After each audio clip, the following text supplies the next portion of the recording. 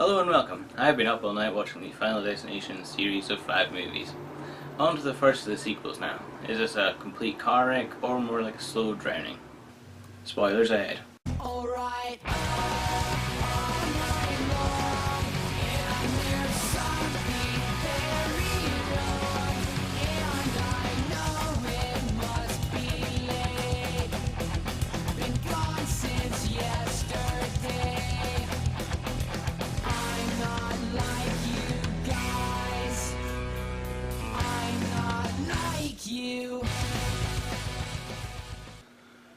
Final Destination 2 is a 2003 movie directed by David R. Ellis. It opens with exposition, though done well I feel. However, it won't be the last time we have the plot of the first movie patiently explained to the slowest members of the audience. This is Kim. She wore dungarees in a Goosebumps episode one time. Kim, get out of here! Ha! Do Goosebumps and Final Destination exist in the same universe? I find that thought incredibly amusing. She and her friends are on their way to...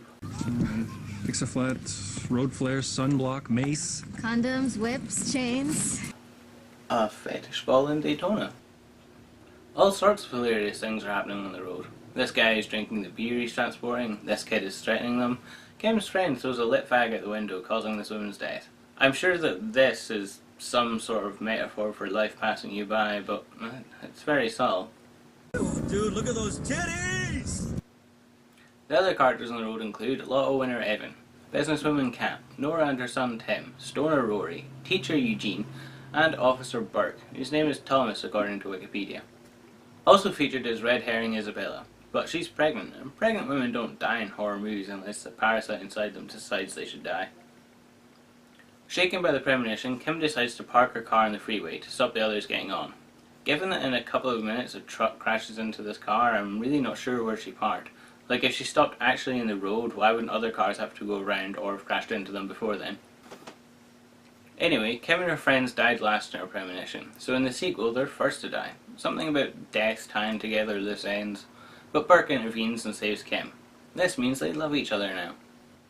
And also, the pileup that actually happens doesn't happen in the same place as her premonition. There's no way that's 5 minutes down the road.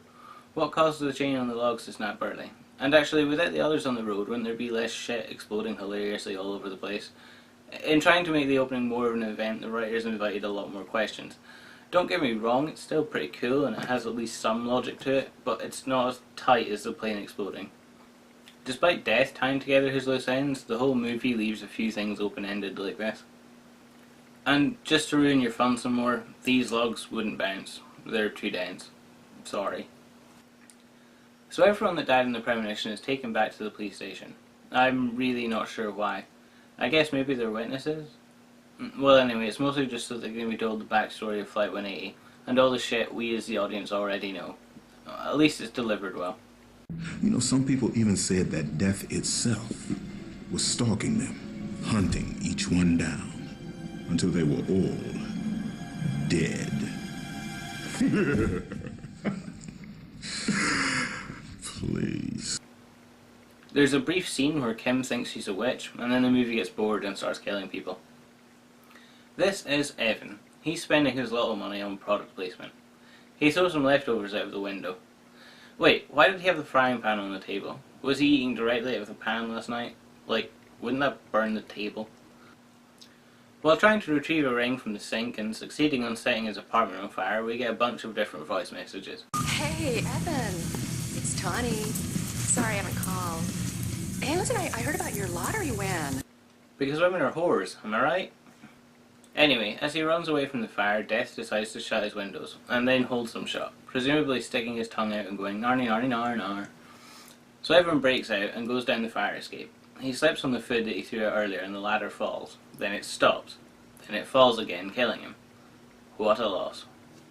His apartment also explodes, which makes me wonder if anyone else died in an explosion. Were there a group of people about to go into the apartment next door, but one of them had a premonition? I guess we'll never know. Unless they make a Final Destination 2-ish, which they absolutely should never do. So Kimberly tracks down Clear. She's voluntarily locked herself in a padded room at a mental hospital. Are you allowed to just volunteer for that?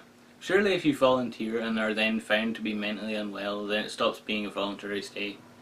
But not in this universe. She's allowed to leave whenever she wants, as we see later.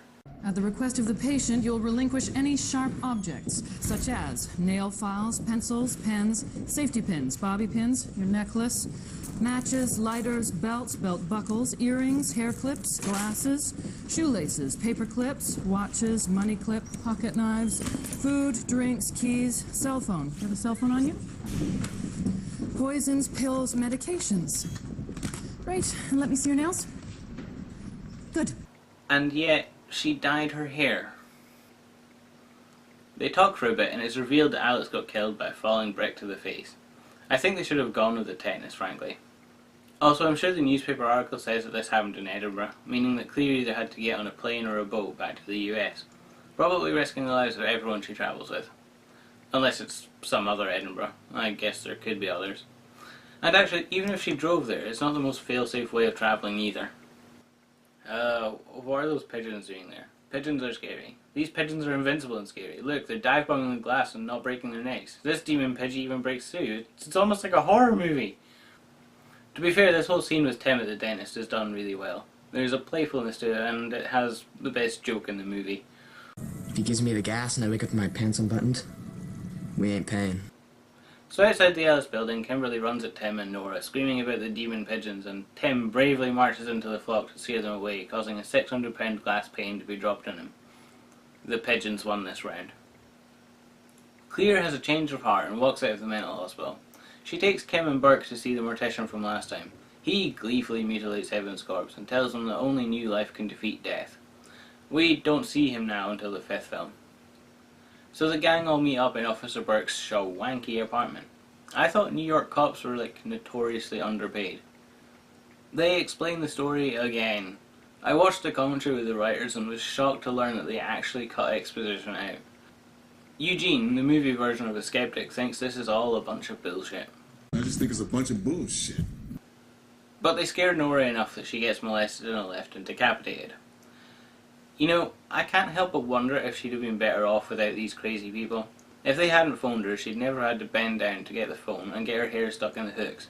And if they'd phrased their message differently, A man with hooks is gonna kill you.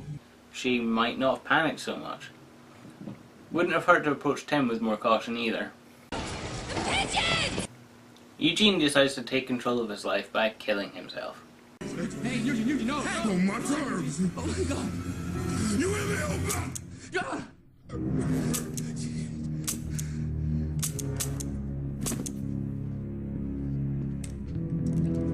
This is just stupid. How many flies were in the bullet factory that day? It opens up a huge plot hole later, and the idea is returned to in movie 4 to truly stupid effect.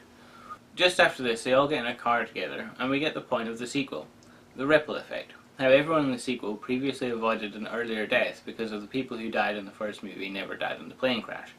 For example, You don't want to hear something crazy? It's not the first time I cheated death. Kid came to school with a knife, killed his teacher. Teacher would have been me. I was transferred to another school 2 days before. I'd just like to point out that Miss Luton did in fact die from a stab wound. While I like this idea a lot, it just has no end. They're affecting everyone around them by being alive and avoiding death. And given how well known the story of Flight 180 is, how come none of them thought about that before? Especially Officer Burke. He was looking it up earlier. There's even a picture of them scraping up Billy. Shouldn't he be in that picture? They claim that Death is tying up loose ends, but he's just creating all new ones. And isn't Clear a pretty big loose end? But logic problems aside, the crux of this scene is that there are an infinite number of ways you can affect other people, and in some pretty dramatic ways, without ever realising it. While I like this idea, it's just not as meaningful or frankly as useful as anything the first movie was talking about. Then we get to the Death Fest. For amusing reasons, Isabella is heading to the hospital to give birth, I am not gonna have my baby in a jail cell! and accidentally runs them off the road. They survive this crash, but Eugene gets a punctured lung. Not so invincible now, are you? But Death is just putting him on ice until later. Death does a lot of juggling here. While trying to kill the current list of people in the right order, he also decides that this kid has to die. What list is he on? Or is he just bonus points? Anyway, Death fails because Rory intervenes. Speaking of Rory, he's a sweet guy, isn't he? Is that dog shit, dude? Well, this scene elevates his character a little bit. And if I die, would you throw down my drugs and my paraphernalia, my porno? Just, you know, anything that's gonna break my mom's heart. Anyway, Kat is trapped in her car and the airbag goes off, smashing her head into one of the broken pipes. This sets off the mesh trap that kills Rory. Aww, but he didn't want his mum to see his porn. He had so much going for him. This whole bit displays a major shift in the Death character. It's morphed from a methodical, opportunistic, stalker-type psychopath to one of those genius, omniscient types that CSI is so fond of. It's not scarier, honestly, it just makes it all look a bit dumb. So it's time to head to the hospital. They witness Isabella giving birth, and this sparks, I guess, a memory in Kim. Isabella was never supposed to die in the pile-up, and so Death takes out Eugene and Clear. How did Death know Clear was going to be the one to open the door? Because that would have killed anyone that opened it. And why did he wait this long to take her out anyway? Why not just burn down the mental hospital? Oh well, good innings. She survives more movies than anyone else in this series. And she still has heroes in which to never die in. Marching onwards, Kim and Burke are the only ones left, and Kim sees a headline, "New life for drowning victim," and so decides to drown herself. She literally dies here. Or if not literally, at least in the Buffy Summer sense of the word, and is brought back to life. Because drowning is easy to cure. Seriously, they get her out of the ambulance and back to the surface and to the hospital after summoning a specific doctor. She should be at least brain damaged. And how can she do that but Eugene isn't allowed to shoot himself? After her revival, she's beaten Death, and as evidenced by the heavens opening, or whatever this shot is symbolising, it's a little too much. Oh, and there's an epilogue. The kid from the farm blows himself to bits at the barbecue, so at least it doesn't end on a completely stupid note.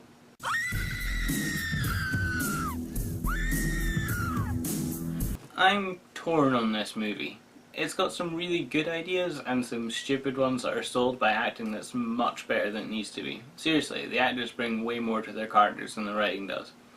As a sequel, it's good because it ties itself to the original well and has fun with the idea, even verging on horror comedy at times. It's a lot of fun to watch, but for me at least it doesn't have the same impact of the first movie. Of the sequels, it's a long way from the worst, but it's not my favourite either. That would be the next movie. Have fun.